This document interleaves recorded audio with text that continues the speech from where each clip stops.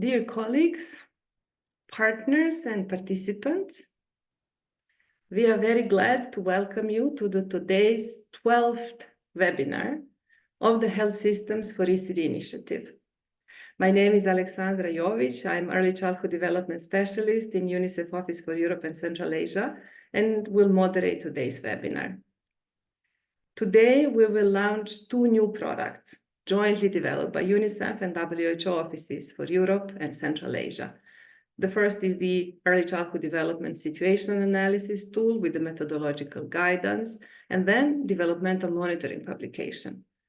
We will also hear more about the process of national adaptation of the WHO Pocketbook for Primary Healthcare of Children and Adolescents.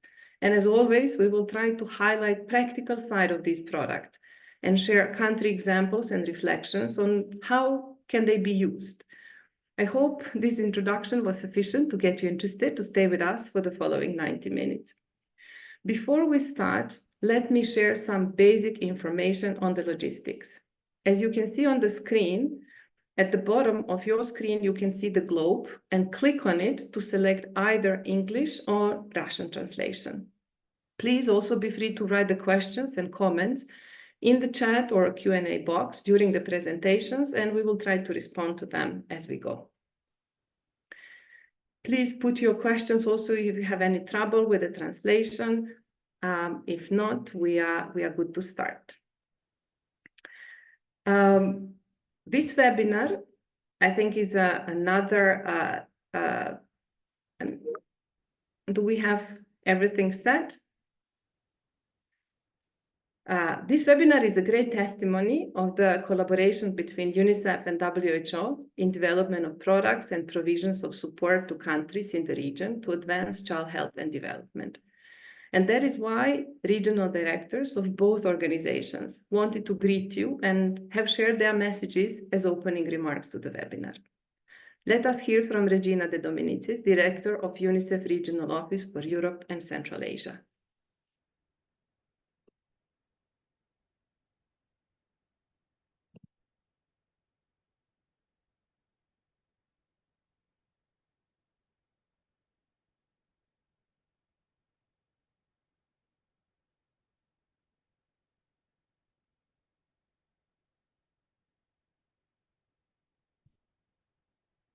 While we are preparing the screen, a warm welcome to all of you who are committed followers of this platform and initiative. And I hope that you will enjoy today and that you will exchange your views as we are hearing from presenters and country representatives that we have with us today. Our regional directors both wanted to be with us today, but unfortunately, due to flight cancellations and storms, both in Geneva and Germany, they were forced to send the messages at the end.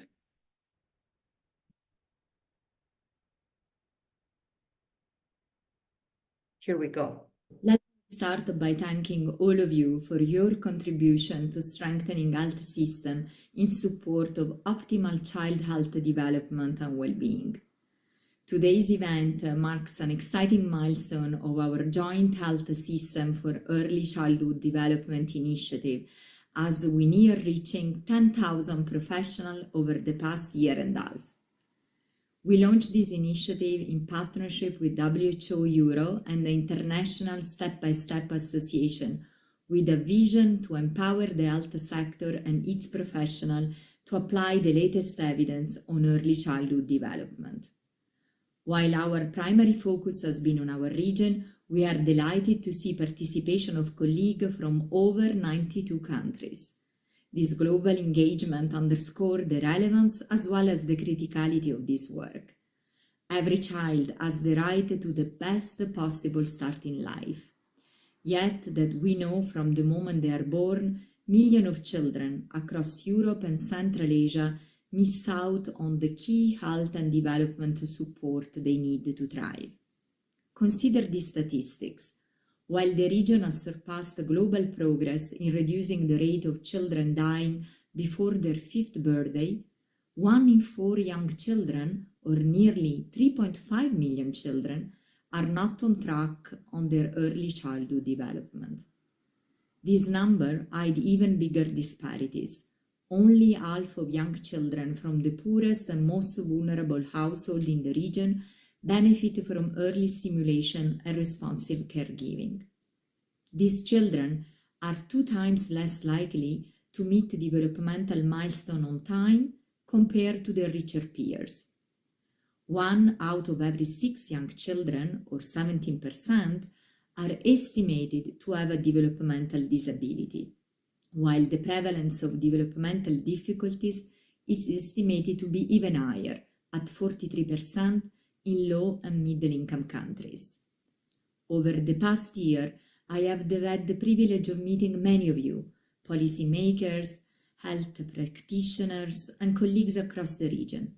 I'm continually impressed by your commitment and efforts to ensure that every child thrives and has the chance for the best possible start in life. However, our journey is far from being complete, and our continued efforts are now critical and needed more than ever. Our joint goal is to support a new paradigm of health care for young children, which ensures health services extend beyond physical health and incorporate developmental monitoring, early intervention, and parenting. This new paradigm relies on a strong partnership between health professionals and families, and on the optimal utilization of each contact between health professional and parents. Together with WHO, we have developed new resources designed to support this vision. The resources you will hear about today can certainly help in accelerating the transformation of health system across our region, and we are happy to see that several governments are already utilizing them. To achieve full impact at scale, we need to ensure 3 things. Firstly, we must continue to advocate for budget, policies, and programs that support holistic child health development and well-being. Secondly, we need to enhance the delivery of primary health care by strengthening the capacity of all health professionals to support young children and their families. And lastly, we must establish effective pathways for services and referral for children and families that require additional support. I want to reaffirm UNICEF's commitment to working with all of you to build a more inclusive primary healthcare system that leaves no child behind. We also look forward to the continued joint work with WHO on all strategic priorities for children and adolescents in the region. Thank you once again to each one of you for your dedication and for your partnership. Wish you a fruitful webinar.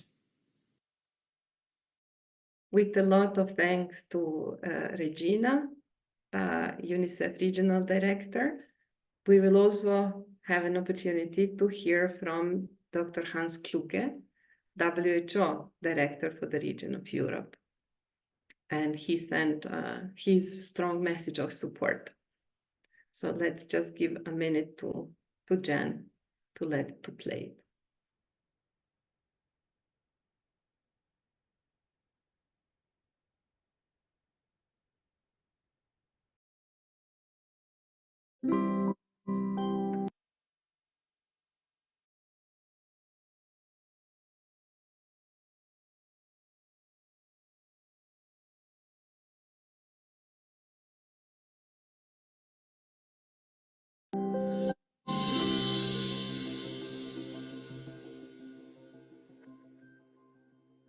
Dear friends, early childhood development determines the future of our children. We must ensure that every child, no matter where they come from or what their circumstances are, has the chance to grow, learn and reach their full potential. This is not just about doing what's right for our children, it's also about doing what's best for our future and humanity. When we invest in our children, we are investing in human capital, which leads to better health and well-being and prosperous countries. That's why the United Nations 2030 Agenda for Sustainable Development has made early childhood development a global priority, with targets set for education, health, nutrition and protection. But let's be honest, we still have work to do. Right here in our region, 1 in 5 children are at risk of not reaching their full developmental potential.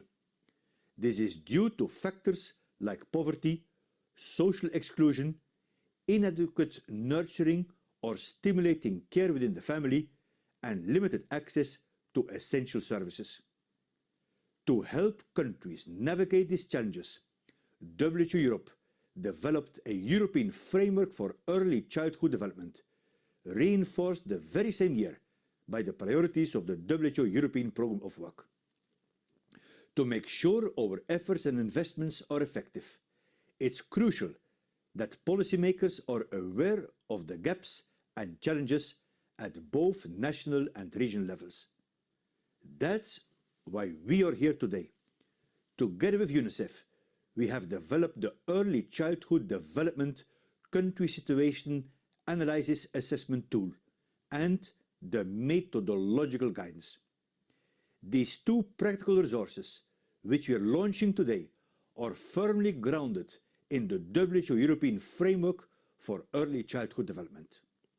These tools will help governments make informed policy decisions, direct investments for maximum impact, and ensure that no child is left behind.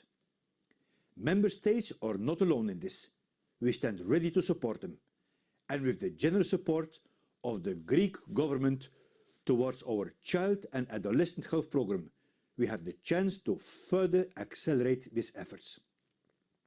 I truly hope that Ministry of Health will take on a leadership role in conducting this early childhood development situation analysis in their countries, to identify gaps and bringing health systems closer to European standards.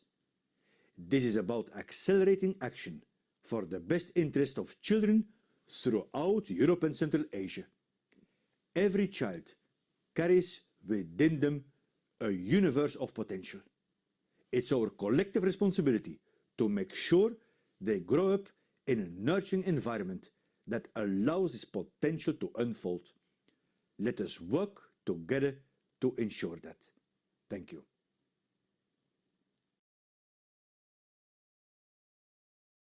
We are fortunate to have a strong commitment from the senior management that also has a good understanding about the importance of early years. And as you could hear, we can count on their continued support.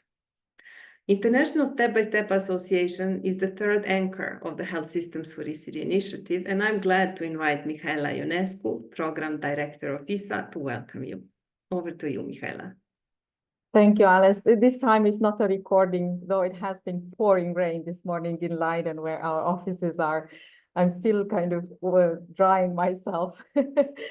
On behalf of the International Step-by-Step Association, I'm also welcoming all participants in the webinar and the launch of such useful resources for the region we are representing, Europe and Central Asia, but also beyond our region. As an early childhood network, we work for the fulfillment of the rights of all children, but also for providing them with the optimal conditions conducive to their healthy and rounded development. We strongly believe for that reason in equipping national and local governments with tools that can support their strategic and systemic thinking. Early childhood development is crucial, as we have just heard, but is also complex. Therefore, it requires a very comprehensive view and understanding, as well as a high-level coordination across many policies, sectors, services, professions, all contributing to and impacting the achievement of the best outcomes for every child. Moreover, the tools that we will hear more today will enable a dialogue among stakeholders and a participatory approach. These are highly required, particularly when aiming to establish a shared vision and when working towards achieving progress in ensuring guaranteed services that are accessible, affordable, and of high quality.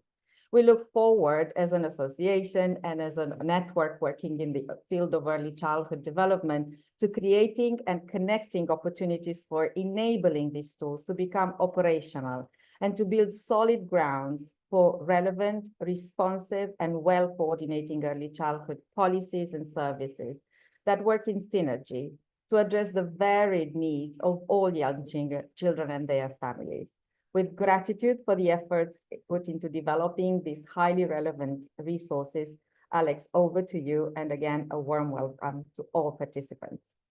Thanks a lot, Michaela, for your encouraging words and for the great partnership that we share and we continue to nurture. And we are excited, as you all mentioned, to launch today the ECD situation analysis tool and accompanying methodological guidance. This tool is developed by both regional offices to support countries to provide evidence-based interventions that will advance health and development of young children and support their families. We will hear more about the tool, its structure and recommended process for its use from Evelina Borisova, Regional Early Childhood Development Advisor from UNICEF Office for Europe and Central Asia. Evelina, over to you, and I think that we will share slides on your behalf. Perfect. Thanks very much, Alex. Greetings, colleagues. So nice to be with all of you. I think I have the honor of giving you a very quick snapshot of the first resource that we're launching today, which is the Early Childhood Development Situational Analysis Tool, jointly developed by WHO Euro and UNICEF Europe and Central Asia Regional Office.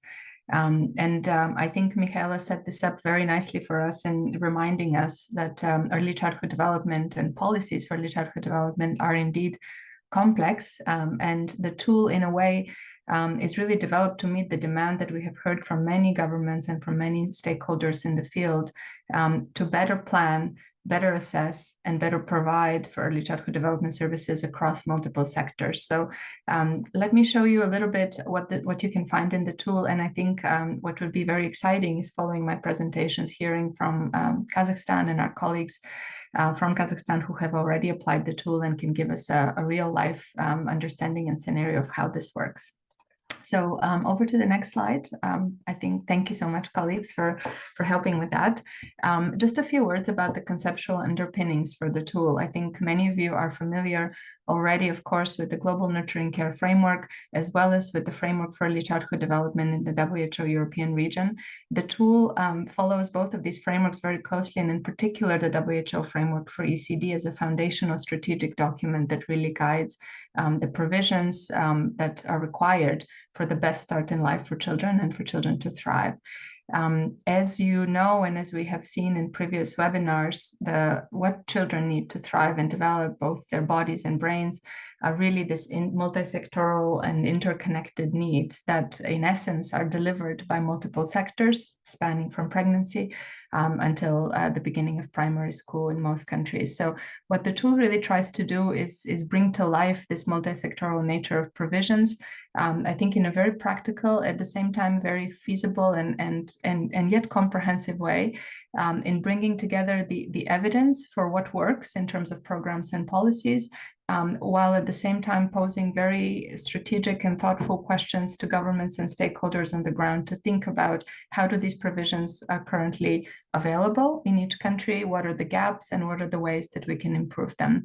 But keep in mind that a tool of this nature, at least from our perspective, wasn't yet in practice. So we're very excited to bring forward something that could really speak to the frameworks that already guide the work across the region, but allow policymakers and stakeholders in the field to really assess and pose questions to ourselves for what can we do better and how can we deliver these services even more holistically and more effectively.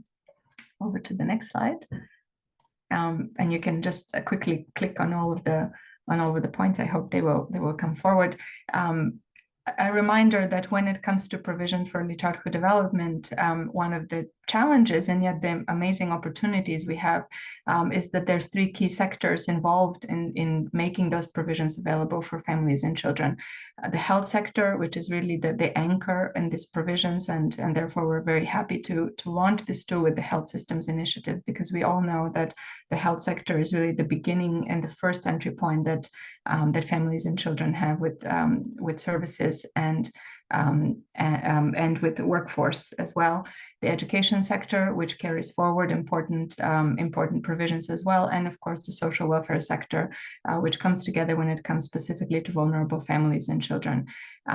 this tool really brings those three sectors together, but puts a very strong emphasis on the health sector in particular. And I think we'll hear why from colleagues in Kazakhstan in particular. But it looks to really map and analyze the provisions across the sectors, and they look a little bit different country by country, with an aim to assess progress that has already been made and to really support and facilitate future planning and development of better early childhood development policies and programs. You can move on to the next slide. What is the tool? In essence, it's a few different things, and I think it's really good to maybe flag those because there are colleagues working in different fields with us today. In essence, the tool presents a practical framework to support countries as well as local authorities in achieving optimal development of all children. It is a multi-sectoral assessment that brings together all of the domains of nurturing care that I think we have heard already about, as well as the key sectors for children and for parents. It provides guidance and a very strong analytic framework for how we can assess these provisions. And it could be a fantastic starting point for planning and development of policies and programs, both nationally and I think at subnational level as well, which is an area we look forward to exploring further with many of you. Over to the next slide to really guide you through what are the policy areas covered in the tool. While I've already discussed the kind of the strategic frameworks underpinning the tool, the practical way the tool is actually organized is looking at 9 priority policy areas. I would just go through them because I think they're important for us to kind of keep in mind as you listen to the next presentations as well. Of course, there's an area looking at broader enabling environment for strengthening support for early childhood development. This is looking at the availability of umbrella policies and legislations conducive to early childhood development support across sectors and across services. Then we go into kind of in more depth into 8 specific areas of provisions. That includes parenting and responsive caregiving, child health, child nutrition, play and learning, developmental monitoring, early intervention for children with developmental difficulties, safety and security, and very importantly, parental well-being.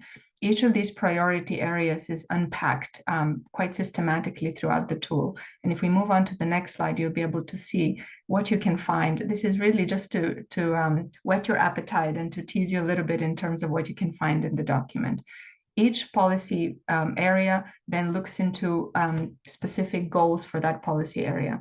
Those goals really signify, in a way, what would we envision to see if countries are able to really articulate broad provision and holistic support service in this particular area. What are the goals that we're trying to meet nationally? And then what are the measures under each goal that really help us see if we're making progress against those goals?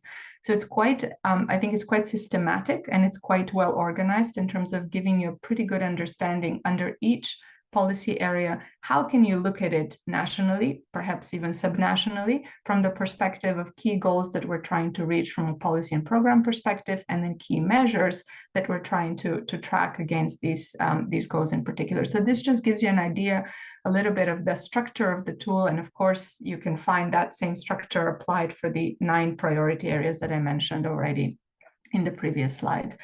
If you go into the next slide, I will give you a sense of what I think makes the tool very practical and very exciting, and at the same time very comprehensive.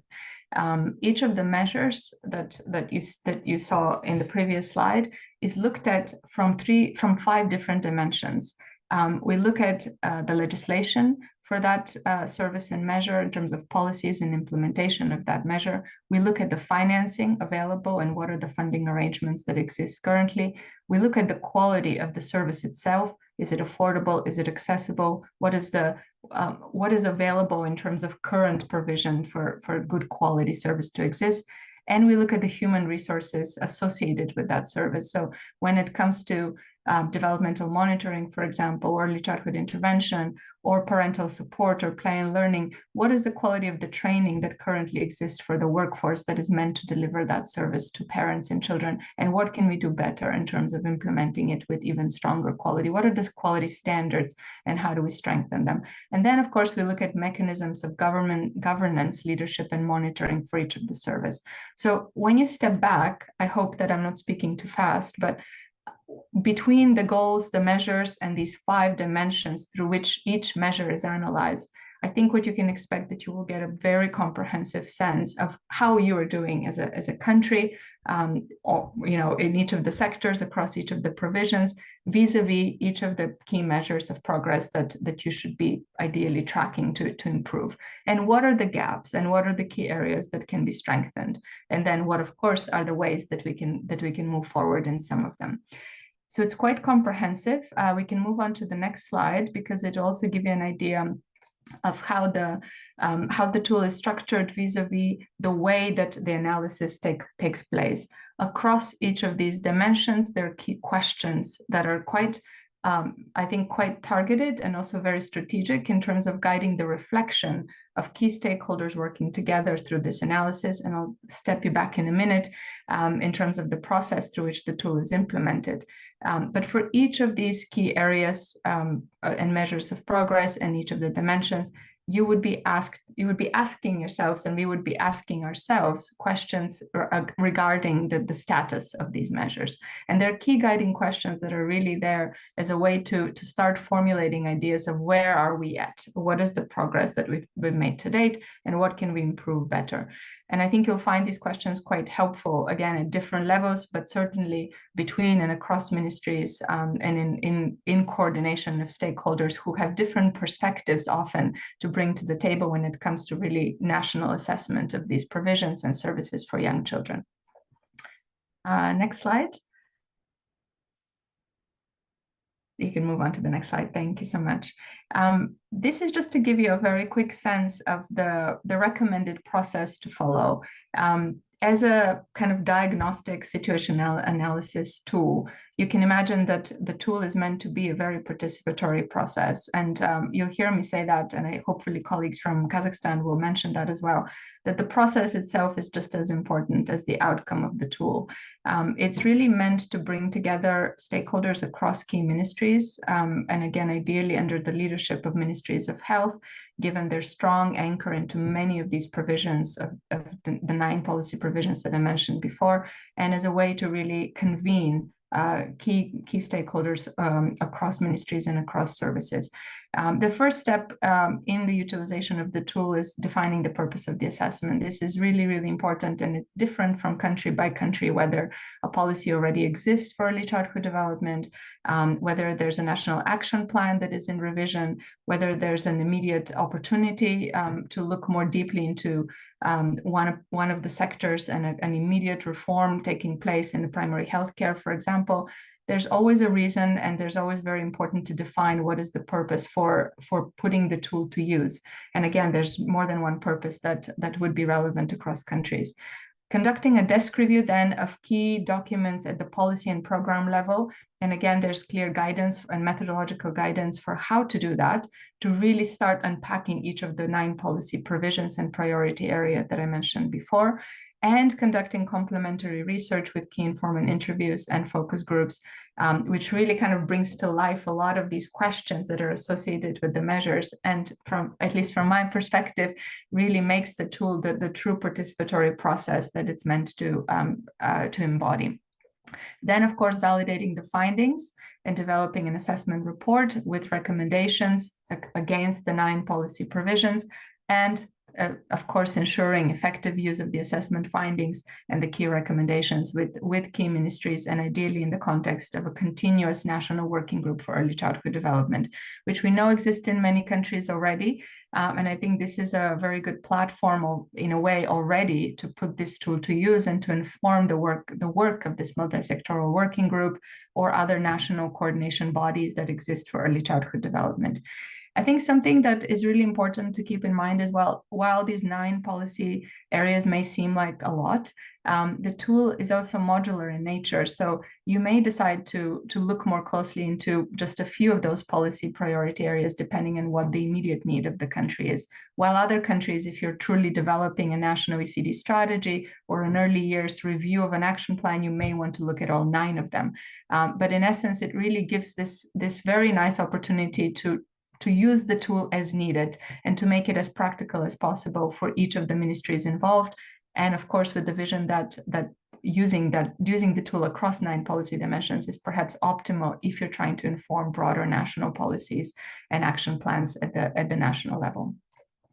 One more slide, I think I have, just to give you a sense of possible ideas for how you could use the findings and the recommendations from the tool.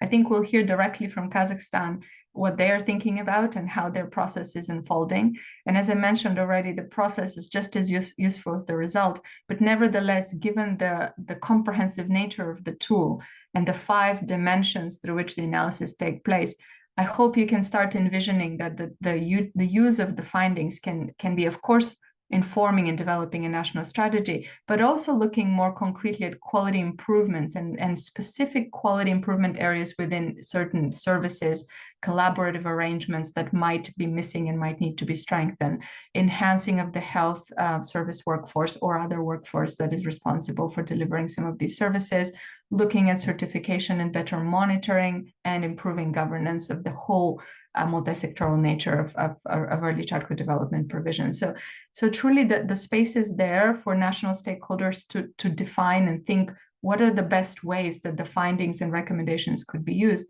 But at least from the vision that we had when we developed the tool jointly with the WHO Euro colleagues, is we wanted to make it as practical as possible and to see its utilization in more than one setting and with more than one policy area in mind. Last but not least, you can move on to the last slide. And I left it for the end because I think by now, hopefully, many of you have started thinking about how can I use this? Is this for me? For who is it? Of course, we're talking about national stakeholders as primary audience of the tool, including all public sectors supporting young children and their families. The tool itself actually is a great training guide. So even if you're not ready to use it yet, I think it's wonderful to read it and to look through it. And in the process of reading and familiarizing with it, I think it's also a very good capacity building tool for many parts and many colleagues in the system. It is useful for governments, and we're really hoping that more national ministries and government stakeholders will take the tool and start putting it to use, but it's also very useful to civil society partners, academia, professional associations, and any partners really working with young children and families with this broader vision for multi-sectoral support and stronger services. The suggested leadership is the Ministry of Health, again, because the start of everything is grounded in the Ministry of Health in most countries. And most of the provision, as you saw, child health, child nutrition, developmental monitoring, responsive caregiving, many of them actually have a very strong grounding in the Ministry of Health, while early learning and early childhood education and some of the social services can also be complemented by additional tools that already exist in those sectors. So I think an important area to think about is how do we balance some of these assessments and also utilizing this tool in complementarity with other assessment tools that already exist in other ministries too. So we're looking forward to hearing more from Kazakhstan next, and also for you to be able to put this tool to use and to count on WHO and UNICEF support in how to take it forward. Thank you so much, Alex. Over to you.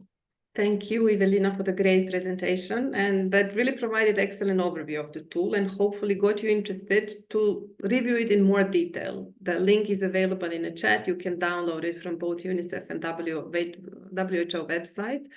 And, please look at it, see what are the provisions that you have. As Eva said, it is informative beyond the exercise itself. We were really fortunate that the tool was piloted before its finalization, even in Tajikistan, and then after that in Kazakhstan. And we would like that Dr. Magripa Embergenova, from the who is director of the Department of Maternal and Child Health in the Ministry of Health of the Republic of Kazakhstan, shares some experience and the outcomes of the use of the tool there. We also have a question for her and hope that after her presentation, she will also be able to tell you what was the power of professional community in going through the process and now dealing with the findings. Please go ahead. Dr. Embergenova will present in Russian, and we will share the English version of the slides so that you can follow.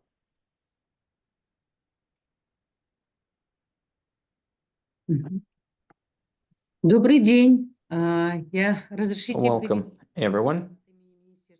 I greet you on behalf of the Ministry of Health of Kazakhstan and on behalf of the Maternal Health Department. I would like to thank WHO and UNICEF regional offices for organizing this webinar, for organizing this initiative, and also for providing powerful technical assistance to all our endeavors that seek to improve the health and well-being of mothers and children. Next slide, please.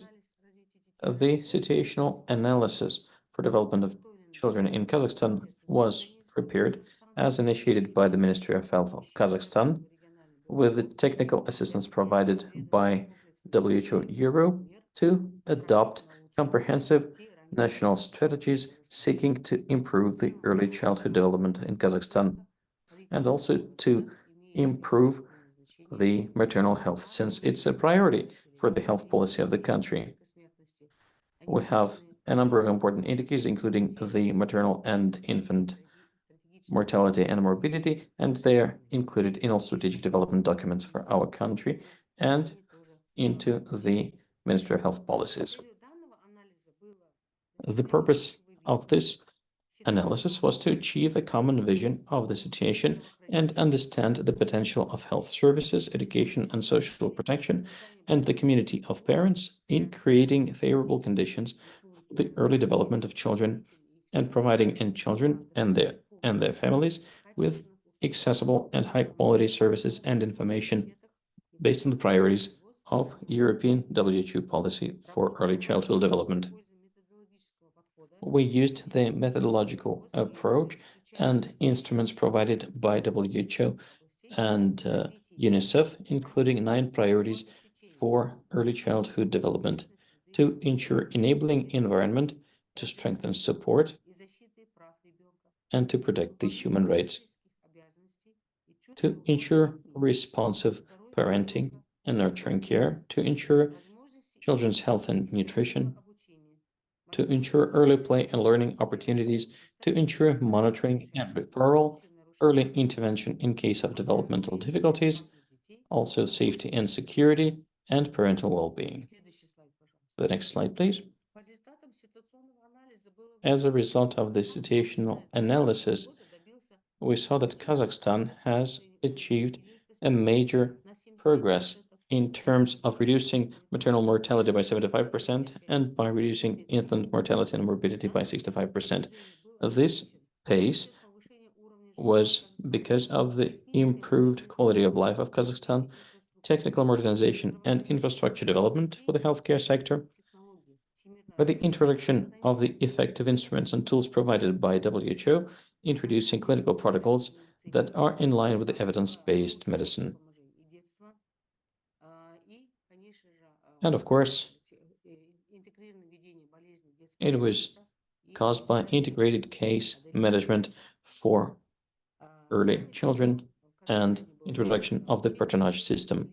We also rolled out the nationwide improved training for all healthcare professionals around the technologies recommended by WHO. We trained the team of experts who were the coordinators of this training, and they were also the ones in charge of monitoring of the introduction of all these technologies. The policy in Kazakhstan seeks to ensure comprehensive development of early age children for 3 categories. The first category is 0 to 3 years of age. That includes the first 1,000 days of a child's life. This is a critical period for physical, cognitive, and emotional development, and is covered through universal progressive foster care model, which seeks to ensure children's health, development, protect them from injury and violence, and it also utilizes a risk-oriented approach of surveillance. We introduced this model in 2 regions of the country, and after it proved its efficiency, it was rolled out. And we want to thank Tavian Givela, who was at the time the chairperson of the UNICEF Foundation, and he also organized study visits to the UK, where we had some first-hand experience with this model, and our peers demonstrated its efficiency, and this is when we started implementing it in Kazakhstan too, post-2018. The second category includes 3 to 6-year-olds at the level of preschool and school education system. It ensures universal, high quality and inclusive education and care. And the third category is from 0 to 6 years. It focuses on inclusiveness, with such important elements as monitoring children's development for early detection and intervention, which includes quality screening and psychomedical and social services, and support for developmental delays and disabilities. We have the provisions that reflect these commitments at the Code of Health of Kazakhstan. We have dedicated school nurses, and there's a separate budget line in school fundings for nurses, and there's also a focal point, a pediatrician focal point that follows up on all referrals from the school nurse.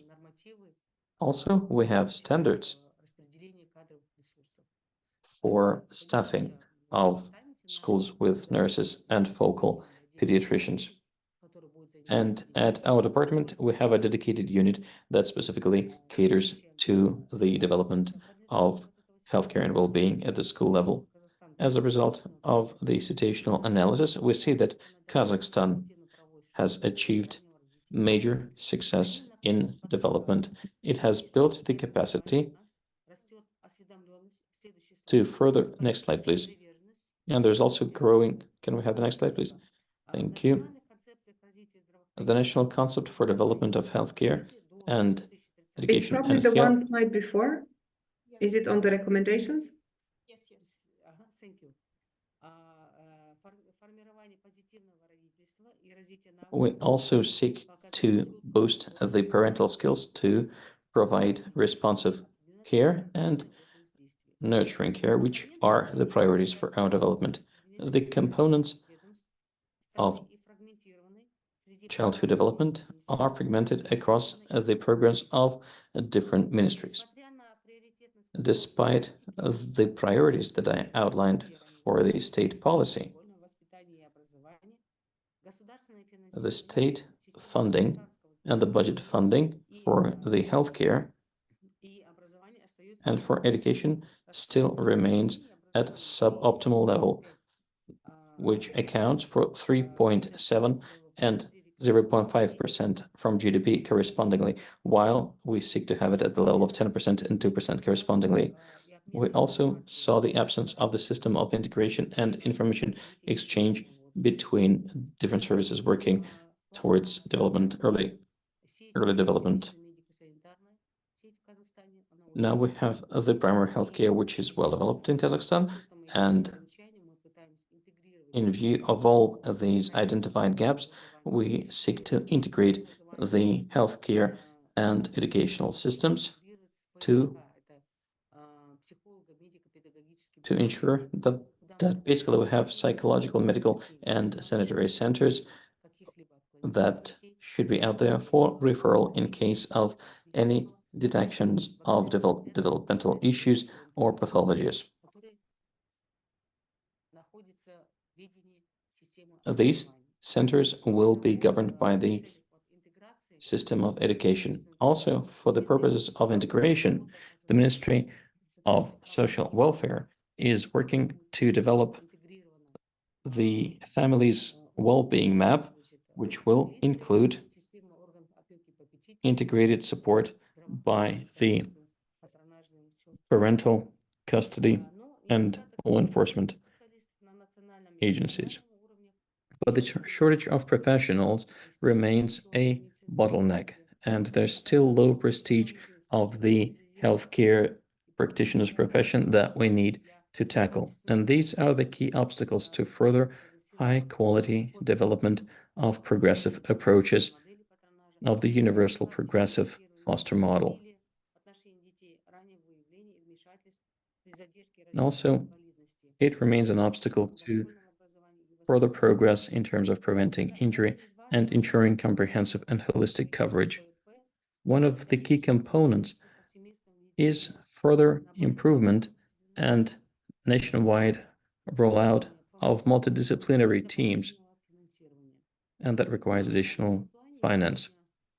In that respect, I want to assure you, dear participants, that on the basis of this analysis, we are now taking measures at the level of the Ministry of Health to join the forces and efforts of the universal progressive foster model of the visiting nurses to upgrade their status, the prestige of their profession, their pay, and join this system together with the child development offices and the resource center.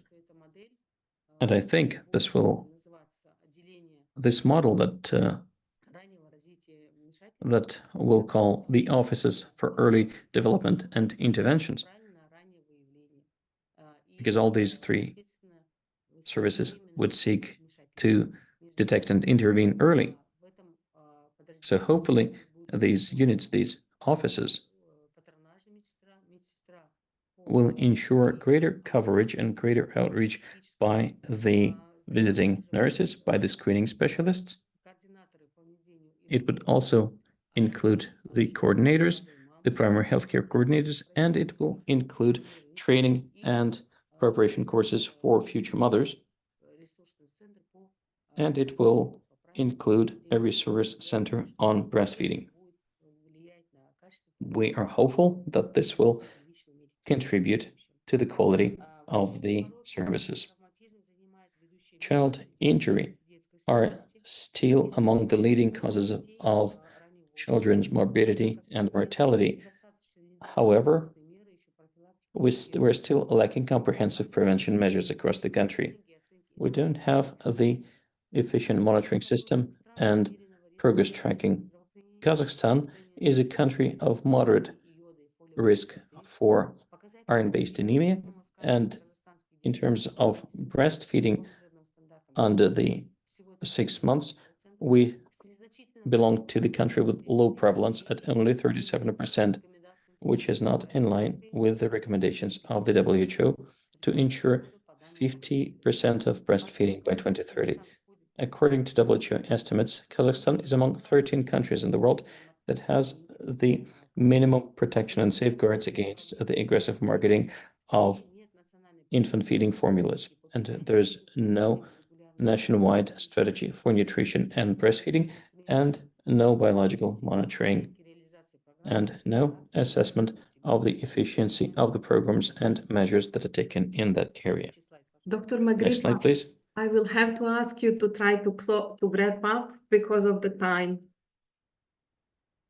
Спасибо. Все, я уже заканчиваю. На основе результатов ситуационного анализа и Following the situational analysis, we have produced the following recommendations to contribute to the nationwide consensus, develop comprehensive policy, and allocate the adequate resources. Also, join the resources of different involved ministries. Also, authorizing the working group to develop the mechanism for synergy and cooperation. Also, to identify the purpose and the goals of this cooperation. To create the integrated system for methodology. To standardize the healthcare services, education, and social protection around the areas of child development, children with special needs, prevention and response to violence against children, and update the standards of the universal fostering model. Also, to develop the national communication strategy for information, education. Also, to develop the dedicated services and develop dedicated programs within the education system for the future professionals. Also, update the universal foster care model. Also, develop the violence prevention program. Also, conduct the research of the most prevalent deviations and development difficulties. Develop the national plan of actions to protect, support, and promote breastfeeding and optimal nutrition. Also, adopting measures to promote the legislation to adopt the international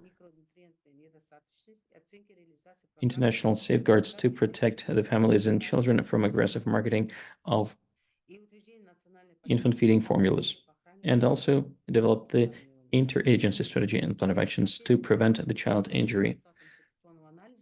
As a result of the situational analysis, Kazakhstan will create the interagency working group and define the future areas of work for early childhood development. And I want to use this opportunity to thank UNICEF and WHO for their commitment to providing support to our country. Thank you. Thank you so much, Dr. Magriba, for the really extensive presentation. Kazakhstan is known to be the country that is a pioneer of the primary healthcare, that is now the pioneer in the implementation of the tool. And I really congratulate you for the use of the tool to its maximum and for already moving forward with the very clear recommendations and the next steps that will improve both policy and practice. And I hope that other countries will follow your example. There is a question in the Q&A that I think is mostly for you, because one of the participants is asking to what extent has tool enabled participation of the professional community in the assessment? Was this a participatory process? It was led by the ministry, but was it also a process in which professionals from all sectors participated and helped establish what is the progress?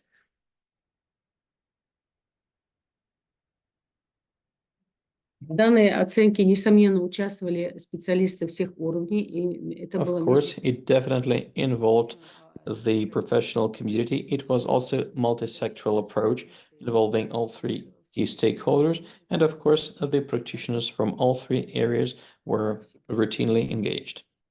Thank you so much, and wish you all the best with all the next steps.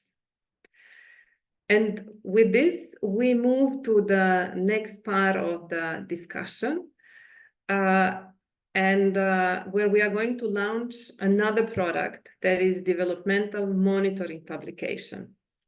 This topic has raised a lot of interest in our January webinar, where we had over 700 participants, and with a good reason. As you could hear in the opening remarks, developmental difficulties make a large share of child morbidity.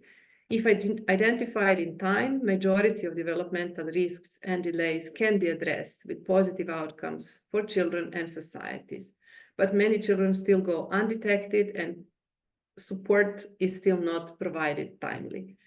We promise that we will share with you a guiding publication to help advance both policy and practice in this area. And indeed, this publication acknowledges the current practice and provides guidance to professionals as well as to policymakers on how to introduce universal developmental monitoring as a routine service at the primary healthcare level. The author of the report, Dr. Evan Mustafa, is developmental pediatrician and a member of the International Developmental Pediatric Association from Istanbul, Turkey. He's with us today and will have an honor to present the key aspects of the publication. So, Revan, over to you. Thank you very much, Alexandra, for introductions. Welcome you all, dear colleagues from WHO, UNICEF, ISA, and all people and professionals who have given their hearts to this matter of early childhood. And special thanks to my mentor, Ilgi, who is here today with us. And it's thanks to her that I'm working in this field. So let me share my presentation now.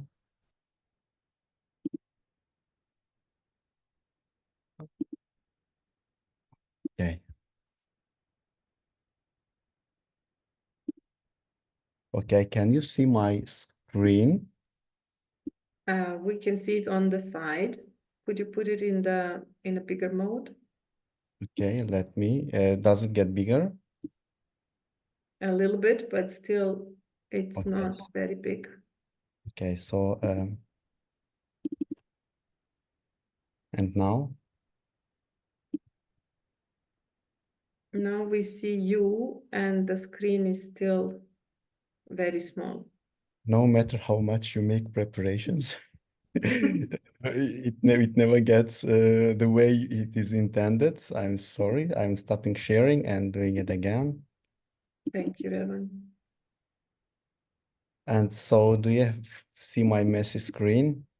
We see, we see in a mode in which we see yourself and then the slides next to you. So they are only on the half of the screen and therefore smaller than when shared on the full screen. I'm very sorry. Okay. So do you have my presentation now? Yeah, but only on the, now we see you a full page. Could you share the screen as before when we tried? So that we only see the presentation. I'm sorry. Or Isa can share the screen as well, if that would be easier. Okay. One last try.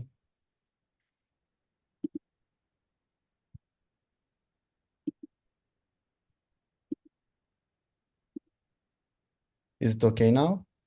No, it's the same. I'm sorry. So do you have my screen now? If not, please share from your side.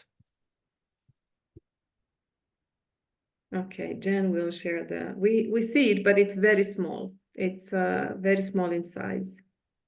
I don't know why that happens. So I stop sharing. Okay, Jen, can we share? And while Revan is sharing, you will see that in the chat, you will find a link to the publication that is now uploaded to UNICEF website and will be also uploaded to WHO website today. Over to you, Revan.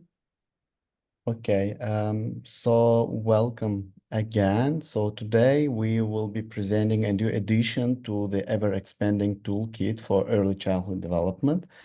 So can we go to the next slide, please? And now let me welcome you in your own languages. If your language is not here, please type your welcome in chat, please. And next slide, please. Okay, we can come by one. This is an animation. So please click. Okay, so we know a lot about the science of early childhood development. We know, please click again. We know about biological theory, and again, please click again. And we know about the nurturing care, how it shapes the way brain develops. And please click again. And we know about the Heckman equation, which is like our best advocacy tool to the bureaucrats. And can we go to the next slide? And then we have our Lancet series, which shaped our battlefield for advocacy for early childhood development. And can please click again. So, and again, please. And here we have our nurturing care framework, which told us which sectors need to be involved. It's health sector, but other sectors too. And then it told us which sectors need to be involved in early childhood development. So it's the job of the government overall. It's not only health sector. And next, click again, please. And then we have this seminal publication, which told us about the barriers in the health systems that prevent us from addressing early childhood development. So overall, can we go to the next slide, please? We need to be developmental monitoring. This is how it looks like, right? And can we go to the next slide, please?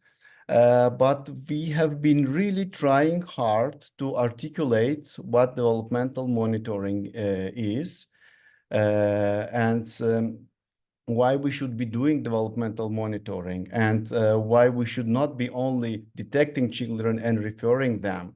And can we go to the next slide, please? So our collective experience so far tells us that health systems struggle with carving out time, providing trainings, and providing tools for developmental monitoring. And here comes the next slide, please. this publication, which aims to guide health systems wishing to establish developmental monitoring as part of routine primary healthcare delivery. So can we go to the next slide, please? Okay, so I had changed my presentation a little bit. Maybe then I'll not follow this slide exactly. So the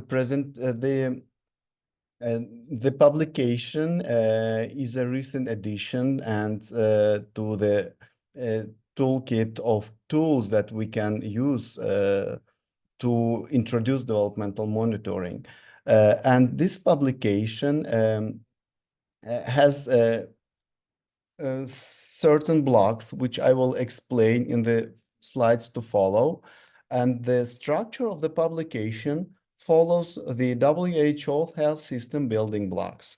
So these building blocks are essentially the functions of health systems. So in the publication, the text is laid out using these functions, what each function should be providing in terms of developmental monitoring and what should be done, what are the recommended actions that should be taken in respect to developmental monitoring in this domain. So we have executive part, executive summary, which is actually the summary in 4 pages of the overall publications. So if you have very little time, you just read executive summary and it will give you a broad idea. And then depending on your interest, you can go to the relevant part of the publication and read in more detail. So can we go to the next slide, please? So as I said before, the structure follows the functions of health service of WHO building blocks. So the biggest part of the publication is service delivery. So a lot of text is service delivery, and the text is structured according to the following order. It's essential elements of developmental monitoring, which is a detailed description of the process of developmental monitoring. So then comes text about what to do if developmental difficulties are identified, the connections to early intervention, coordination, and collaboration. And there's also a subsection on the integration of developmental monitoring, where best to put it, in other words. Yeah, so can we go to the next slide, please? The health workforce chapter is about who can provide developmental monitoring. What should the curriculum in developmental monitoring look like? And what lessons have we learned about the scaling up of developmental monitoring? So this subsection distills experience learned from wide-scale implementation of developmental monitoring in the region. So it is particularly, I would say, a practice-based part. Can we go to the next slide, please? So financing is about monetary issues that we need to be considering, and information systems is part is about the data collection of developmental monitoring. So we need to be collecting data to know what is happening on ground. So it shares some general experience with this type of data collection. And can we go to the next slide, please? So medical products, vaccines, and technologies, there's no much vaccine in our job, but for developmental monitoring, I mean, the product that we need to procure is the development tools for developmental monitoring. So this chapter shares what we need to consider when we acquire tools for developmental monitoring. And next slide, please. And the last but not the least is leadership and governance. It's about policy and legal basis, national guidelines, optimization of service delivery, and incentives and disincentives for developmental monitoring. Can we go to the next slide, please? So the flow of each section goes as follows. So we first lay out the standard of care, which is followed by the explanation of that standard. It's essentially why it is like this. And then comes the next slide, please. Current state of implementation. It's about what is happening based on what we know from literature. And the last part is the recommended actions for health systems, which is actually the action points for health systems. Can we go to the next slide, please? So we have case vignettes, which are essentially good examples of practice across the region and across the world. And can we go to the next slide, please? Overall, we can summarize the recommendation in 8 points, which are as follows. So developmental monitoring has to become a routine part of healthcare. So we need to allocate resources for this. And then we need to train workforce, and we need to, again, allocate resources. Our curricula should develop clinical competencies and not just giving theory or giving training. We need to really have the clinical competencies as the output. We need to acquire standardized and validated tools for developmental monitoring and follow the best practices when acquiring them. We should secure resources for this, for adaptation, for training. Next slide, please. So developmental monitoring has to become an essential health service that needs to be recognized by the reimbursement of health services. We need to collect data, and we need to accelerate discussions between ministries, within ministries and between ministries. This is very important. And we need to have a legal basis. This is all the regulatory documents. So can we go to the next slide, please? So we know a lot about developmental monitoring. We know about early childhood development. We know a lot what needs to be done. So let me put it short with the words of a martial arts fighter and a philosopher. Can we go Bruce Lee, who said that, can we click again, please? That knowing is not enough, we must apply what we know, and willing is not enough, we must take action, we must do. And can we conclude? Thank you for listening. This is what I wanted to share, and I'll be glad to connect you via my email. Thank you. Thanks a lot, Revan, for this presentation. We didn't give you a lot of time, but you still managed to present what are the key elements of the report. It is structured in a way that gives necessary guidance to professionals and to decision makers. And we hope that you will as well dive into it as it is shared in the chat on both WHO and UNICEF websites. And we hope that it will fill the gap in guidance necessary to strengthen implementation of this important measure. But we have also invited 2 great experts who are members of the Technical Advisory Group for the Health Systems for ECD initiative to share their reflections. So we have with us Dr. Massimo Poetoello Mantovani, who is the Vice Chair of the European Pediatric Association, and Dr. Il Giertem, founding president of the International Developmental Pediatrics Association and professor of developmental pediatrics at Ankara University. Thank you both for being with us today. And let us start with Dr. Poetoello Mantovani. Dear Massimo, what would you see as the key value of this publication, and how can it improve practices of pediatricians? Thank you very much, Alexandra, and thank you, Revan Mustafa, for his presentation of this excellent initiative. I'd like to thank, the UNICEF and WHO for the wonderful opportunity that you give to the EPA-UNEPS, to the Union of the European Societies and Association of Pediatrics, to give support to this initiative, really. And let me share the screen. Yeah.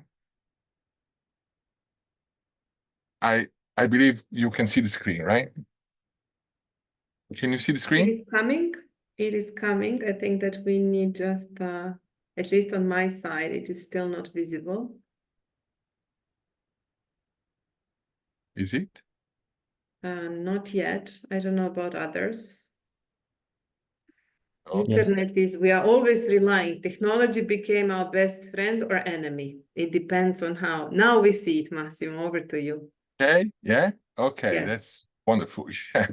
So as I say, this is a wonderful opportunity because it shows, the long-standing collaboration with the UNICEF and WHO that the EPONEPSA has, during these at least 10 years.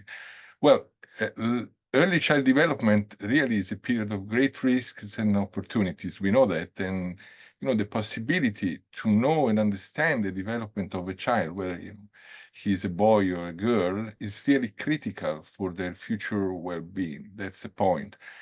But I would like to stress that, in particular, the possibility to keep track of each milestones that characterize their development enables the parents to see how well their children are doing, and also allows the healthcare professionals that care for the health of the children to better perform their job. To that point, I would like to remind the data that was given just a few minutes ago, which is documented globally, that at least 1 in 6 children experience a developmental difficulty. That's, it's a really astonishing point.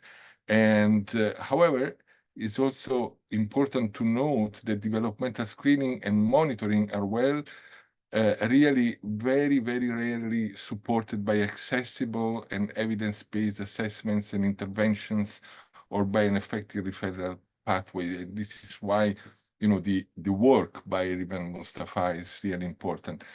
Primary care services are in fact essential to identify and monitor children, at least for the developmental delays. And, this is exactly the point in which the work of WHO and UNICEF, and particularly the work of Rivan Mustafa, is insisting. And,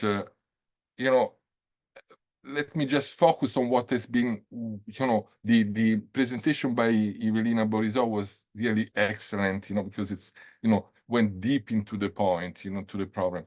And it really explore deeply why monitoring child development is important. And this, this chart reflects all the factors that were well illustrated by Evelina in, influence child development from, from home and family environment, the family economic condition, nutrition, education, and then all of them insist, on health.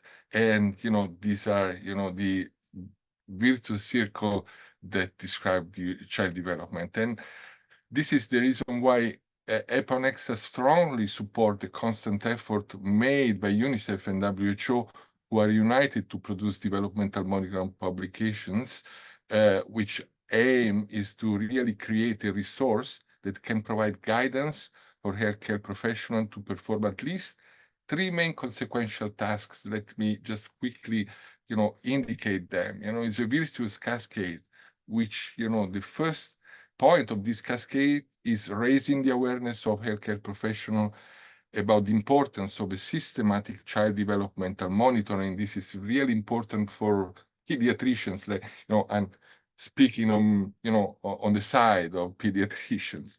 But, as a consequence, that's important, providing education in child developmental monitoring to healthcare professionals, because without knowledge, you cannot provide any good monitoring. And finally, educating healthcare professionals to know the key principle which, they must adopt when implementing correct developmental monitoring on children and families is really important. So it's a virtuous cascade in our view, in the view of the European pediatric societies.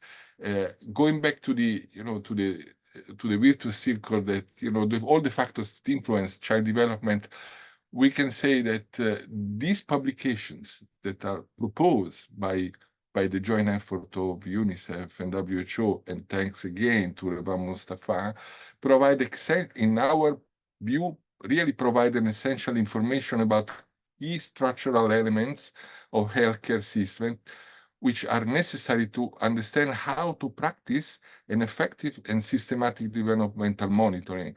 For example, financing policy, workforce training.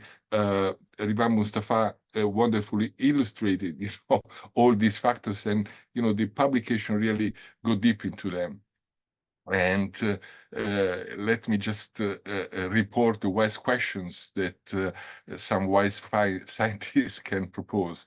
The first question is, are professionals aware of the importance of developmental monitoring? And most of all, are they trained for that? So this is an important question.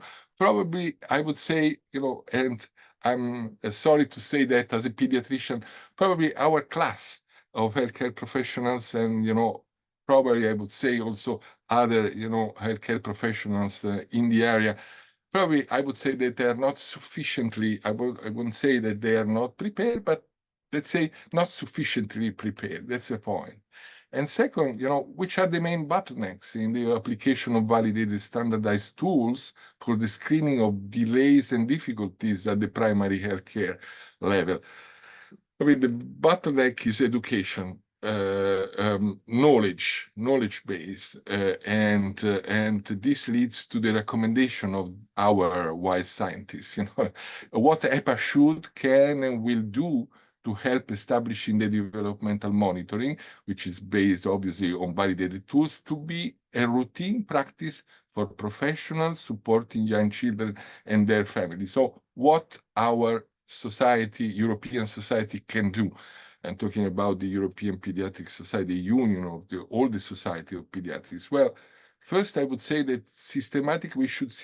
we can, and we propose and we ensure that we are systematically ready to include educational sessions in EPA-UNEPSA meetings, for instance, Europediatrics, your topics, other type of meetings. So it's, a promise, from, and I would like to, it's a long-standing collaboration. Alexander Jovic and Martin Weber, know that we collaborate since many, many years, and the other friends from the organization. And of course, I'm expecting Revan Mustafa also to give his contribution in the future personally. Second, develop educational webinars and, well, also publish articles in globally read scientific journals. We have an experience in that. Martin and the other friends from Sophie and the other friends from the UNICEF and WHO published jointly with EPA-UNEPSA in the area of children health. So we can really do more and explore more this opportunity. And finally, stimulate the members of our societies to develop academic courses. Residency programs is part of it. We should really promote the idea that in our universities, in our academic environment, this concept should really be promoted, explored, explained, and and the education should be promoted. So these are the recommendations. We pick up this recommendation, and I really thank you very much for your attention, and we promise we'll do it. Thank you, Massimo. We take the promise and will continue collaboration, because every pediatrician who is informed and trained is really a friend and an ally of a family that needs support. We have with us another expert, and that is Ilgi, who has been really one of the pioneers of developmental monitoring concept. So what are your impressions about this publication and how it can help further improve health system support and professional practices? Thank you so much, Alex, and thank you all for being here and the presenters. So I think that this is a fantastic opportunity. It is a fantastic achievement. I congratulate Revan with all my heart. It was a very difficult endeavor, I think. So what is the importance and how can it help this report? I think that even though many years have passed since we introduced the term developmental monitoring, still it is not understood extremely well. At times it is reduced again to what screening was or is still, which is detect, refer. Okay, so that is what I understand by screening. Sometimes even the refer doesn't happen, but detect. So I think that it will take even more years for the terminology, which is very important, and the definition of monitoring to sink in. The definition is there emphasized greatly in the nurturing care framework. First of all, it starts by saying to enjoy child development together in partnership with the family. Okay, so when something starts with that, it has a lot of background. The family-centered approach is there. The enjoyment is there. The acceptance that we are not looking for an aberration in child development. We are, in fact, supporting all of child development, every child's development, regardless of how it's doing. So I think this report is once again emphasizing that. The title has developmental monitoring, and I am hoping that it will settle this debate of what we're trying to do. So that's one thing. Should I go on into your other questions, Alex, or would you be giving? Yes. Yeah. I mean, yes, please, because we would like to hear from you, and then we have one more session. We are, of course, late with time, and I'm sorry for all the participants who we will hear about the pocketbook today, but I think that, everyone deserves due attention. There is a lot of work and a lot of effort that went into each of these products. So please, I would like you to finish with your reflection. Okay, so I'll just take very little time. And the pocketbook, I think, is using the same terminology, is using the same kind of approaches. So all of this goes hand in hand. And the fact that UNICEF, WHO, ISA is putting this all together with the same kind of philosophy, I think is fantastic. Your other question was, are professionals aware of the importance and are they trained? I think more and more professionals are aware. Are they trained? It's happening, but not everywhere. So I think once we clarify what it is, what we need them to be trained in is going to be very, very important. What are the bottlenecks? Time is the biggest bottleneck. In many countries, time is not given for primary care, especially for preventative care, certainly for not ECD. If a primary healthcare provider, whoever they may be home visiting nurses, they may be physicians or nurses at the primary healthcare centers, if they are given only 10 minutes, 5 minutes, differs. How are they going to do this? It is not going to happen. So time is what we should advocate for, time for ECD. The other bottleneck that I see is that the profession of developmental pediatrics is not there. So where to refer? Once you refer, yes, some children will need to be referred. Then it becomes very fragmented. Is it neurology? Is it child psychiatry? So developmental pediatrics is the other holding and knowing science and practitioners that will address this. And I think that those preclude your questions and my answers to them. So thank you very much. Thank you, Ilge, a lot. Thank you so much. Thank you, Massimo, for the wonderful reflections. I think that, as you pointed, Ilge, we could need to continue to fight to preserve the time for preventive healthcare, even more than before. The evidence is clear on the benefits, but we need to fight, and I hope that the report with recommendations on the health system strengthening part will help also countries introduce it. Thanks a lot. And we are coming to the last part of the webinar that is equally important, as Ilgi pointed, that is tying everything together. It is dedicated to the pocketbook of primary health care for children and adolescents developed by WHO, and that is being adapted across countries in our region in collaboration between WHO, UNICEF, and national partners led by Ministries of Health. The pocketbook is as of recently accompanied by a mobile app, and we will hear more about it from Martin Weber, team leader from WHO, as well as Sophie Julien and Suzanne Karai, WHO consultants who worked on the development of this important resource. So over to you, Martin, and colleagues, Suzanne and Sophie, to tell us how the pocketbook can bring all of this wonderful vision together in daily implementation. Thank you very much, Alex, for the introduction. And I see we have the screen available already, but I can't see myself yet. We can see you. Okay, perfect altogether. I realize we are running seriously late today, but I hope that the participants can still spend a bit of time to listen to the update we are going to give to you about the pocketbook of primary care for children and adolescents. We had a session about this about 1.5 years ago already, but things have happened in the meantime, so it's worthwhile to have an update. And I'm just setting the stage, and then I hand over to Susanne Karai and Sophie Julien, who are the two mothers of the pocketbook, so to speak. Can I have the next slide, please?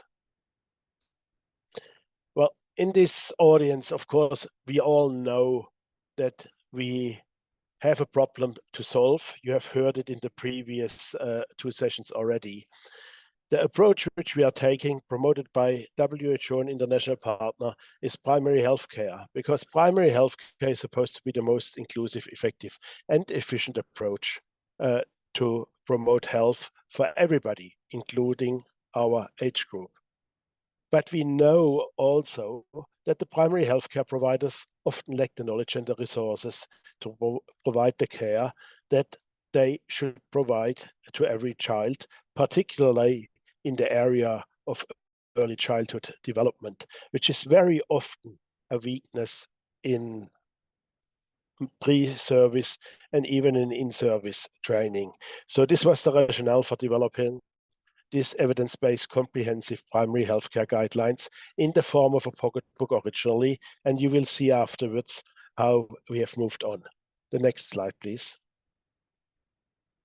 So we published this pocketbook 2 years ago, and just now we have published a few weeks ago an app in English which is downloadable. So if you do nothing else in this whole webinar at all so far, the only thing which I ask you to do, click on these QR codes and download the app, because then you have a resource available at your fingertips in your smartphone. And with this, I hand over to Susanne Karai, who is going to lead you through the next bits of the talk. Susanne. Thank you, Martin. Hello to everyone from my side. I'm so happy that Revan and Ilgi are here as well, because they're actually the mother and father of the early childhood development chapter of the pocketbook. So it's good we are all together again. So I will just briefly give you an overview what the pocketbook and the corresponding app can do to support primary healthcare providers to actually implement all these things we just heard in the previous hour. So we would like that all children receive well child visits, and early childhood development is promoted for all children. All children should be assessed for risk factors for developmental difficulties. Only some of them will need the addressing of these risk factors. We heard a lot about the monitoring of developmental milestones and domains, and the need to identify children that need some extra support, and the need to coordinate with other specialties, as Ilgi just mentioned. Again, all children should receive, or their parents, counseling on breastfeeding, immunization, responsive caregiving, and early learning opportunities, and then also on nutritional needs as they grow. The primary healthcare providers should also be able to identify and manage conditions that lead to developmental difficulties and coordinate this care with specialists. So these are the things we have identified that should all the primary healthcare providers should be able to do. And now, next slide, Sophie. I will show you where these things are in the pocketbook and on the app, where the primary healthcare providers actually can get some support in fulfilling this important role. So here you can see we have the pocketbook itself, and this is what it looks like as hard copy. Has 9 chapters and 10 annexes. And chapters 3 and 4 are very much dedicated to early childhood development. The chapter 3 in light green, the same light green on the app on the right hand side of the slide, is a series of child visits with very short, so to speak, checklists or reminders what the primary healthcare providers should do at different age points to monitor early childhood development and growth. And then we have chapter 4, which is very much focused on the promotion of early childhood development, disease prevention. It goes up to adolescence, but it has a very big chunk dedicated to early childhood development. It includes a lot of counseling boxes that are directly addressed to caregivers, and Sophie will say more about that in a moment. And then we have chapter 6, when the parent comes with a child and has a specific complaint about or worry or concern, where it can be an entry point for the primary healthcare provider to address some specific concerns. And then in chapter 7, we have more information around children that are actually identified with developmental difficulties or diagnosed with autism or other developmental concerns. We also have the growth charts where growth can be plotted. And in the app, it's very nice because you can actually plot it directly on the graph, as Sophie is now going to show you. Thanks. Over to you, Sophie. Thank you, Suzanne. And good morning, afternoon, evening, everyone. So I'll just go a bit deeper on all the sections that Suzanne mentioned, so that it's a bit, so you can see how you can easily use this tool, both the pocketbook itself and the derived app. So in chapter 3, it's very well dedicated to the well child visits. So why? Well, to provide a well child visit to all children and promote early childhood development. So in these sections, as you see, for example, in the first screenshot of the app, you can select here at which age you have the child in front of you or the adolescent in front of you. And selecting the age of the child or the adolescent, then you will have a more focused checkpoints and what needs to be looked at. So this will, for example, include how to assess and to address risk factors for developmental difficulties, preventing and recognizing child maltreatment, also to ensure vaccinations that was already mentioned by earlier speakers today, the counseling boxes, and I will come back a bit later in a few slides to show you a bit more on that, to building trustworthy relationship, which is a pillar in the primary health care, and answering questions of children caregiver.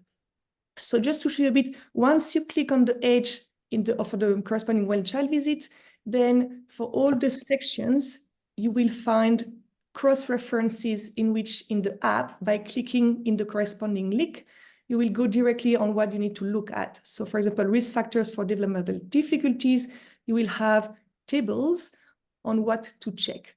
And same, for example, for the growth, measuring body weight, if there are tips on how to do it properly, you will have guidance and drawing to illustrate that. So talking about growth monitoring, this is the link that you can find as well in the app. The app has additional tools that you will find on the bottom, and by entering the basic data for date of birth, date of measurements, weight, length, and head circumference is needed. The app will automatically calculate the nutritional status, and you will, by clicking on open chart, you will see where the measurements of this child or adolescent falls on the growth charts. Those can be saved and they can be sent directly to the caregivers, or they can be saved into the healthcare providers on their mobile phone if needed. What else do we have in the well-child visits? Well, as it was very well stressed today, how to monitor developmental milestones, so how to identify as well areas that need extra support, and based on that to coordinate early intervention. So it's about detecting and then leading to actions. So we have in tables guiding how to assess the developmental milestones and the different developmental domains. And again, we have cross-references to other chapters so that it can be easy navigable between the different sections of the pocketbook and the app.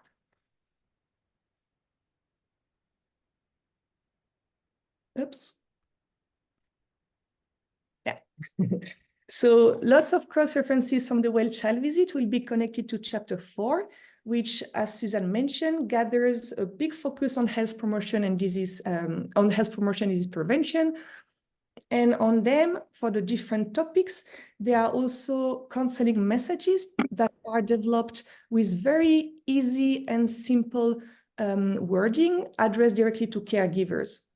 So these counseling boxes appear like that in the app, and they are in the main topics for childhood development, but also on parenting, diet, physical activities, and they can be downloaded and sent directly to the caregivers.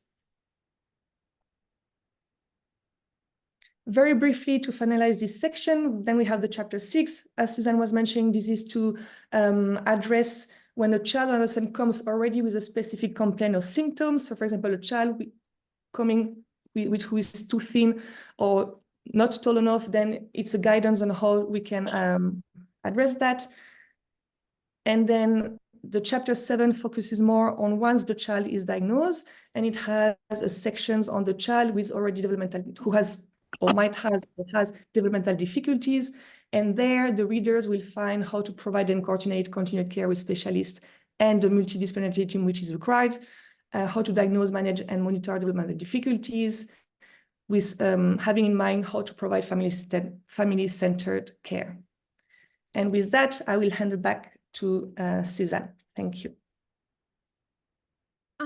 Next slide, Sophie. I just briefly wanted to mention, Martin already alluded to it, that we have been translating and supporting countries to adapt the pocketbook to their specific circumstances.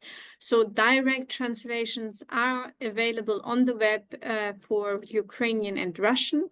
French and Spanish are soon to become available as direct translations. And then we have, I think, 12 plus countries that are in the process of adapting and translating the pocketbook to their specific health systems. And we do this together with UNICEF in a number of countries and the ministries of health. Here you see a few: North Macedonia, Tajikistan, Kyrgyzstan, Italy, Greece. So we have quite a wide spread across the region. Portugal is working on it. We have also PAHO, our Pan-American Health Organization, and the AMRO office of WHO that are very interested, and they are working into adapting it also to their context, and which will include then dengue, malaria, malnutrition. Next slide. Just a couple of words about the country adaptation work. We are very happy to support that, and it's very important that countries make the pocketbook even more useful by being very specific and adapted to the local needs. And also to build ownership, because we like to involve the pediatric associations, or also the general, so Wonker, because in many countries children are cared for by general practitioners or family doctors at the primary healthcare level. So it's quite important for the ownership building. At the same time, we encourage countries to use this opportunity to also review existing legislation so that it's not in contrast with the pocketbook, because we can have the best guidance. If then something else is legislated by the country, we cannot implement this guidance.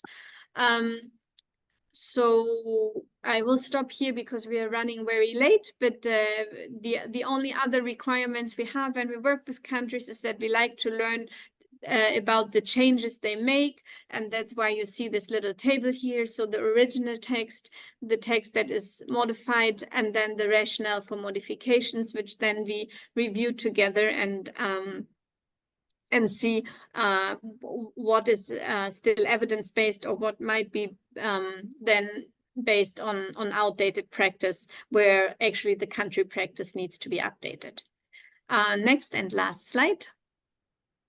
Here you see an example of the country adaptation on well child visits. That's from Kyrgyzstan. It's still being finalized together.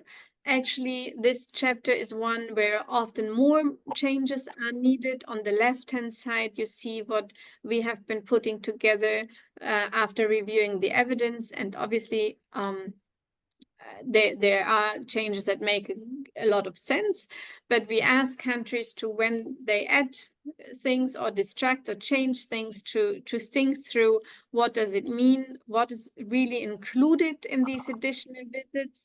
Are people empowered to carry out what is asked for them? So if it's home visiting, do their nurses have all the equipment they need? And how is all of this paid for? Because if you just ask people to do additional work, then they may or may not do it. So we use this this exercise also to rethink through with countries how the health system is actually empowering the implementation of well child visits during these age periods. I will stop here. I can talk a long time about the pocketbook, but we are very excited. Please download the links. The app is really quite fun, and the additional tools we are very proud of them. Thank you very much for having me, or us. Thanks a lot to Martin, Sophie, and Suzanne. And this is really a wonderful piece of work that brings the clarity on the content and the frequency of the well child visits that are so important to preserve, protect health and development of every child. And we have heard from the speakers that countries have started adaptations, and fortunate to have with us the experience from Tajikistan and Dr. Aminov Obijon, who can share a few words on how was the adaptation of the pocketbook handled in his country.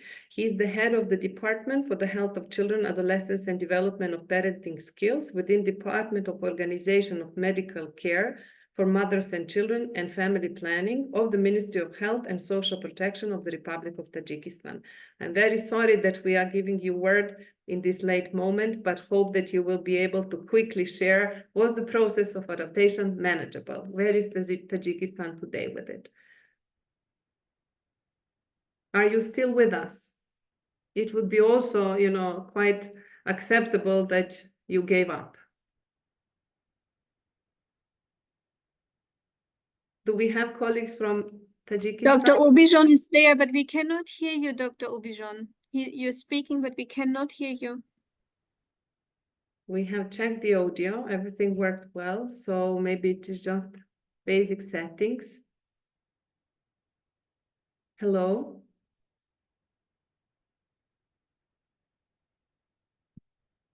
Jen, anything that you can do on your side? Could you try potentially without the headset?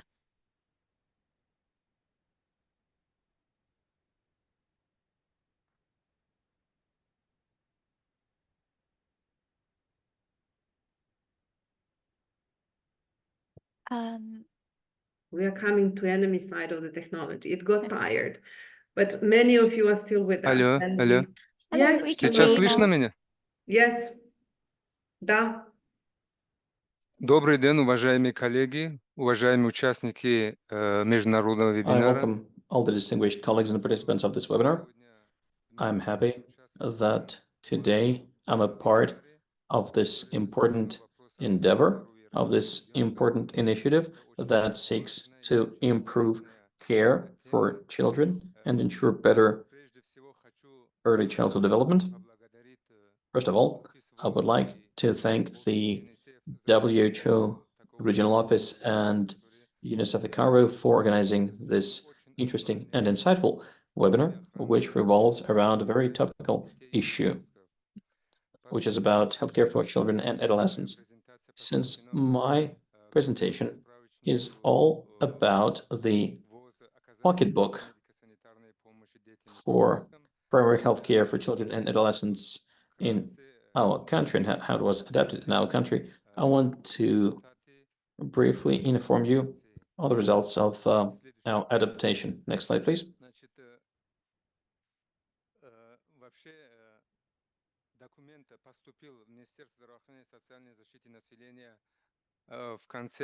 At the end of March, or at the beginning of April of 2023, the Ministry of Social Protection and Welfare was tasked with the practical program for adaptation of this pocket guidebook.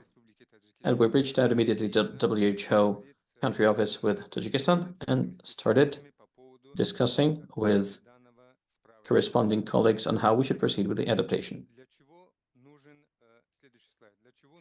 Why do we need the adaptation, particularly in Tajikistan?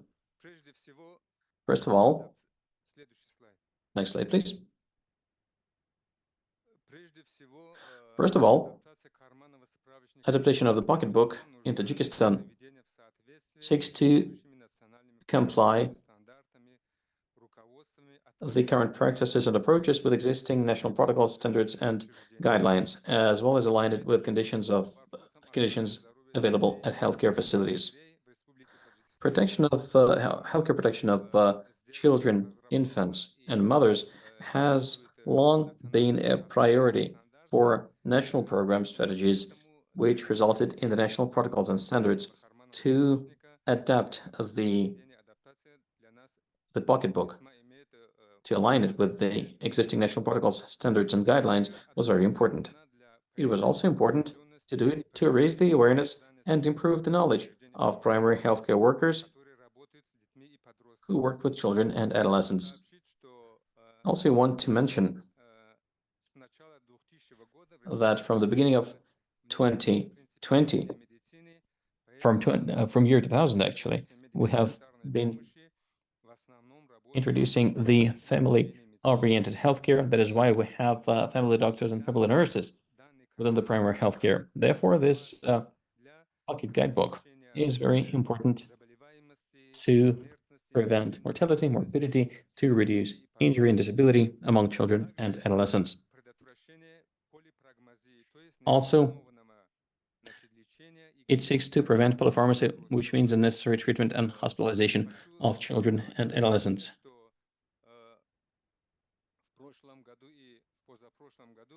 Also, last year and the year before, we had a number of surveys and rounds of research to address the issue of polypharmacy, of unnecessary treatment and hospitalization, together with Susan and Sophie. And when we were doing the assessment in the regions, it turned out that there were many instances of unnecessary treatment or hospitalization. Therefore, one of the key issues for adaptation was to prevent polypharmacy. Also, I mentioned that since the main entry points and focal points for families are family doctors and family nurses, their skills and their capacities need to be further strengthened and improved. So strengthening service delivery skills was yet another reason for adapting the pocketbook in Tajikistan. This year, or rather at the end of the previous year, in the State of the Nation address, the President announced 2024 to be to be the year of legal culture. Therefore, promoting children's rights and strengthening trust in primary health care is an important element of the effort to adapt the pocketbook. All this needed is to improve access of children and adolescents to essential basic services. And also it is important to reduce and eliminate child and adolescent morbidity and mortality, as well as disability and injury. So what has been done so far?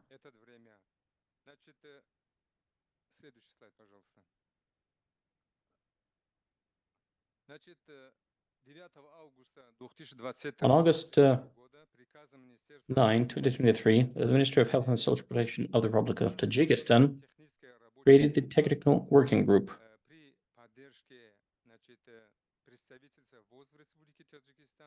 supported by the WHO and UNICEF offices in Tajikistan. Next slide, please.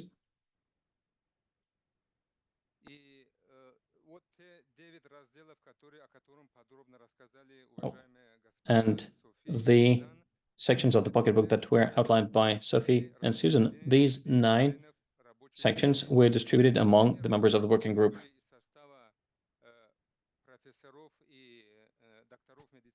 They include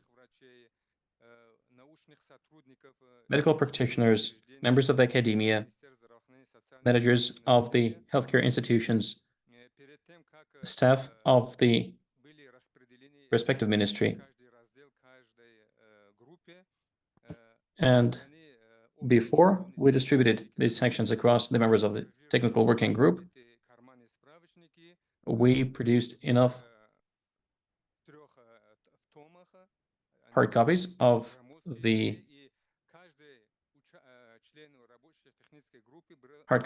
pocketbook, and each member of the working group was given the hard copy. Like I mentioned, the members of the working group came from different agencies, including the Department for Medical Services of the Ministry of Health and Social Wellbeing, from Department of Maternal Health and Family Issues, also from the Unit for Reforming the Primary Healthcare, and also supported by the international organizations. They included the members of the academia, representatives of the scientific and research facilities,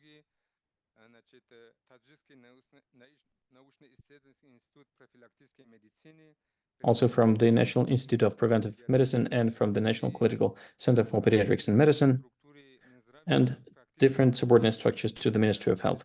So like I said, they were practitioners and members of the academia who worked hand in hand on adapting the provisions of the pocketbook. We had technical meetings with WHO international experts on introduced and proposed changes.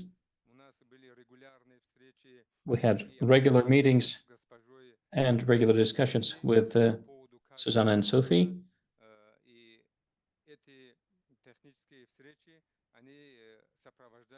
And these technical meetings, they were very agitated and with a lot of discussions. And we were offering certain evidence-based proposals for changes and amendments. After several iterations, after several rounds of feedback, we had online meetings to discuss every proposed change.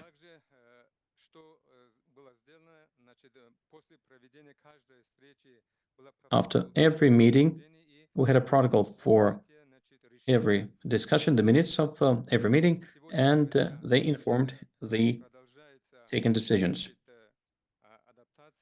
We still continue with the adaptation. It's still something that's not yet finished. Therefore, we have a number of our next steps. Next slide, please.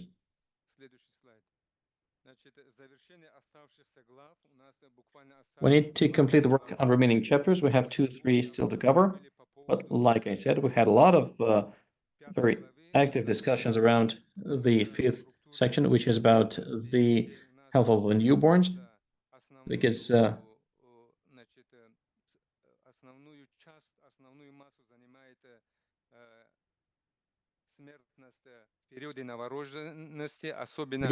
in the mortality for those under 1 year, the majority of incidents happen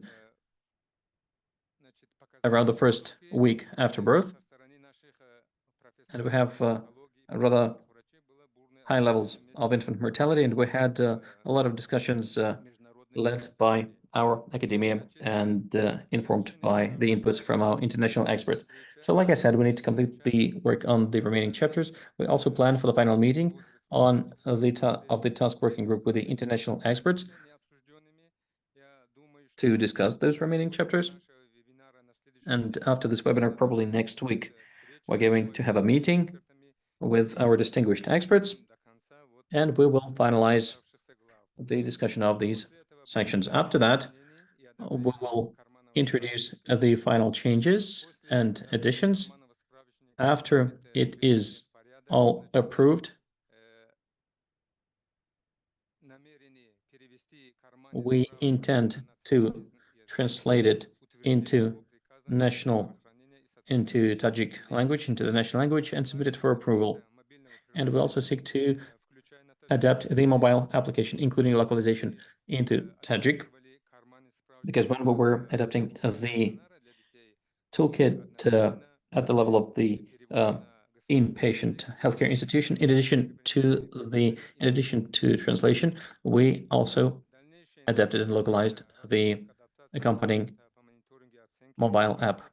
Then we need to develop and adapt the monitoring and evaluation tool, printed, distributed, and gradually introduce the pocketbook at the primary healthcare facilities. We also need to find opportunities to introduce the pocketbook into pre- and postgraduate education for healthcare workers, and also introduce it as part of the family healthcare and family medicine training for doctors and nurses. Next slide, please. Finally, we want to... You are finishing with this slide, right? Just 1 more minute, please. Because we want to express our gratitude to WHO office in Tajikistan and UNICEF office in the Republic of Tajikistan, to the state-supported project Healthy Mother, Healthy Baby, for the technical assistance, for contributing to organizing all these different working groups that were constantly in touch with our distinguished experts. And we thank the members of the academia and practitioners who contributed to this effort. And we hope that adaptation, localization, and translation of the pocketbook and practical introduction will bear good fruit, because recently the government of Tajikistan has been working actively to prevent mortality and morbidity among early age children and adolescents. Thank you very much. I thank the organizers of this international webinar. Thank you, Dr. Aminov, a lot for these great presentations, and congratulations for Tajikistan for making such an effort and a progress in adaptation of the pocketbook and its introduction into regular work of the medical professionals in the field. Sincere congratulations, and hope that other countries will follow your example. And I invite Martin and Evelina to close this webinar. And thank you so much to all of you who stayed with us, for all your patience. The links to the newsletter where you can register are in the chat. Please do, so that you can stay with us and follow up on the 2 more webinars that will come before we break for summer, on municipal planning toolkits and on the parenting that will be in July. Over to Evelina and Martin. I'm happy to just say a few words and pass to Martin, just to say a very, very big thanks to all of the participants and presenters. And all of you who are still with us, it's always very impressive that we, despite the extra time, the commitment is very much there.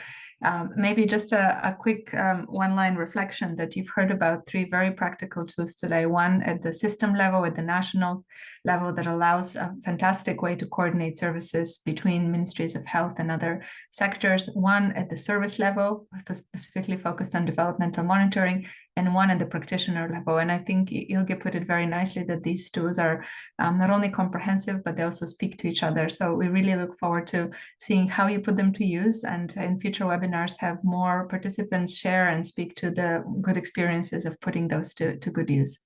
Thank you very much on behalf of UNICEF, and over to Martin.